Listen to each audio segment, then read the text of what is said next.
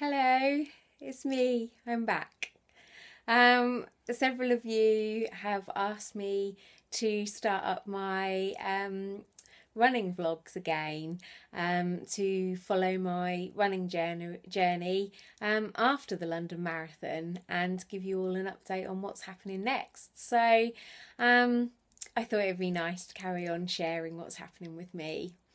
So, as some of you may know, most of you may know now, I completed the London Marathon in April. It was a great experience. I actually had the opportunity to run the whole thing with a friend from the WDW radio running team, Jill Long. So I wouldn't have met her if it hadn't have been for WDW radio. So we actually met up and we ran the whole thing together. So we had a blast. We ran, we danced, we cheered, we queued up for Portaloos for ages. It took us over 5 hours to complete, but it was actually how I wanted it to be. I wanted it to be a fun day, something that I enjoyed, and celebrating all that hard work, fundraising and pain in the end as well. So we used the Galloway method to get through. So we did the run, walk, run the whole way round, adjusting our splits depending on how we were feeling. So we had no injuries, no wall, and we finished feeling pretty good.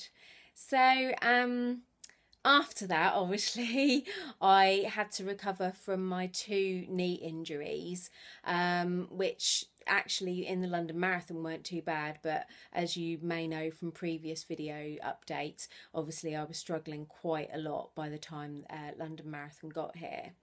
So I hit quite a low after the London Marathon, and I know that people say that once you finish training you may well sort of get a low, but I sort of felt that the London Marathon wasn't as life-changing as I thought it was going to be. Yeah, it was great. Yeah, I had a wonderful time. The experience was great, but I didn't feel like a changed person like some people say they do. So I kind of felt a bit let down.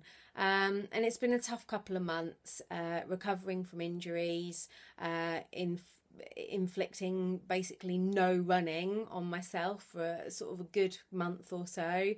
And then when I started again, sort of June time, it felt like I was starting from scratch again. So it's really difficult to see other people finishing the events that you'd originally signed up to and decided not to take part in, see people from the running club improving and their times getting better and better.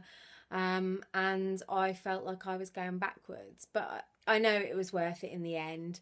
And yesterday I did my first 6 miles since May pain-free. So it sounds like such a small thing now after running a marathon in April, but 6 miles, it was tough. So I'm on plan for my next event, which is the new Norwich 10k at the end of August. So hopefully, fingers crossed, everything is back on track.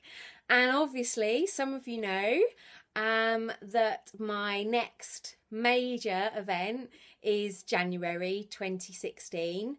And I'll be heading back over to Florida to Walt Disney World, where I've completed my first half marathon in January 2014. And so yeah, I'll be heading back over in January 2016 for Walt Disney World's marathon weekend. And because I don't know when I'll be able to afford to get back over after that, I decided that it was now or never. So I've signed up for the Dopey Challenge. And it's really interesting because these videos are going to be watched by friends who are Disney friends, non-Disney friends, running friends, and Disney running friends. So some of you know what I talk about when I talk about the Dopey Challenge and the Walt Disney World Marathon weekend, and some of you have got no idea.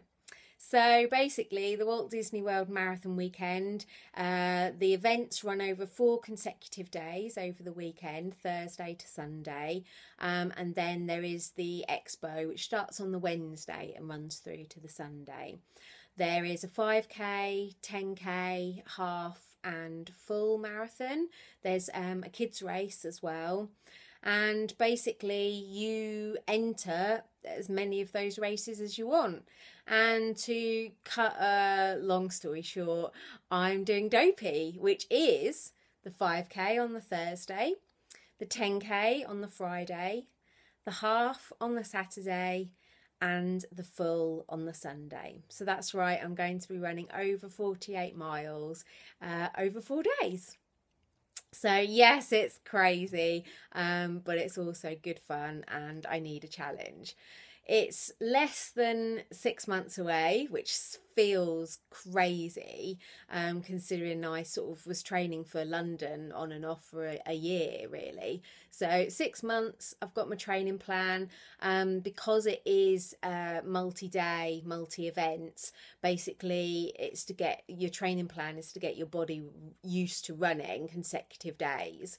And along the way I'll have sort of pretend Dopey, so I will run Thursday, Friday, Saturday and Sunday. So please follow along to see how I get on with those. So that's it. This is my new challenge. And I look forward to sharing my journey with you, the highs and lows, because you know, if you've watched any of these videos already, I have plenty of both. Right now I'm on a high because I did 6 miles yesterday. Last week I was on a low because I just felt like I just couldn't get into it. So you know, many of you will know that running is, a lot of it is mental attitude, you know, it's psychological training. That's what a lot of these training plans are all about. So follow my running journey, my new running journey, taking us up to Dopey in January 2016. I hope you enjoy these updates. Speak to you soon.